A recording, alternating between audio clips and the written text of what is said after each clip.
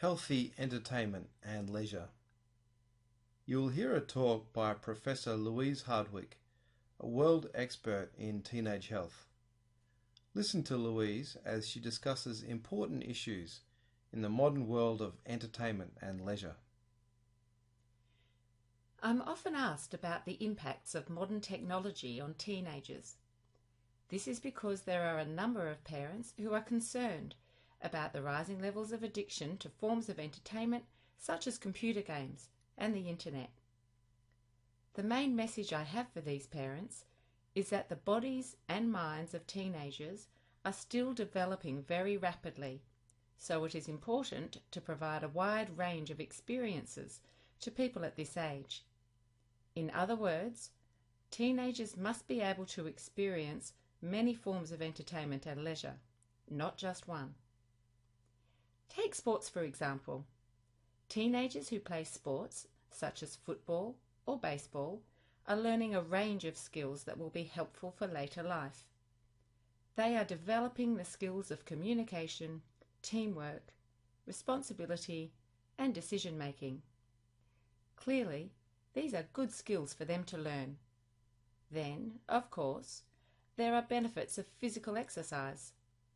This improves blood circulation, lung capacity, and stamina, all good things that are required for a healthy life. Other healthy sports that don't require a team include swimming, running, cycling, and martial arts, such as karate or taekwondo. Another great form of leisure is playing a musical instrument. This is important because it allows teenagers to use their mind and body together. For instance, a guitarist has to make millions of simultaneous decisions that are sent from the brain to both hands. These decisions are different from the regular decisions that are made when dealing with other aspects of life.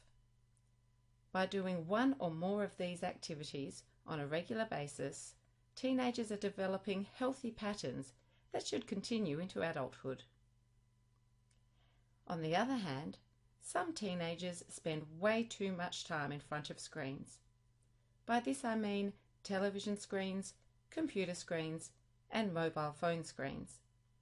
In terms of the most damaging type of activity for teenagers, I'd have to say this is television.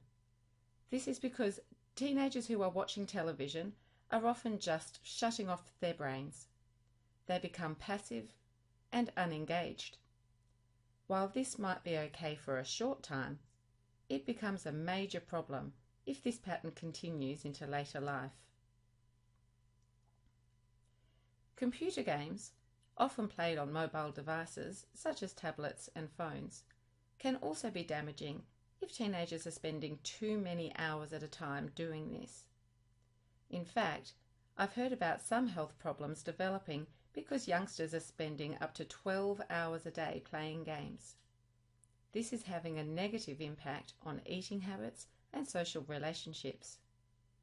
Essentially, these teenagers are switching off from the physical world and entering some kind of virtual world, which can be disturbing, especially for families who live with the teenager. So the answer? While it's okay to do a little of each activity, I think parents need to encourage their children to be all-rounders. In other words, to help their young bodies and minds, teenagers need to be exposed to a number of forms of entertainment, not just a few.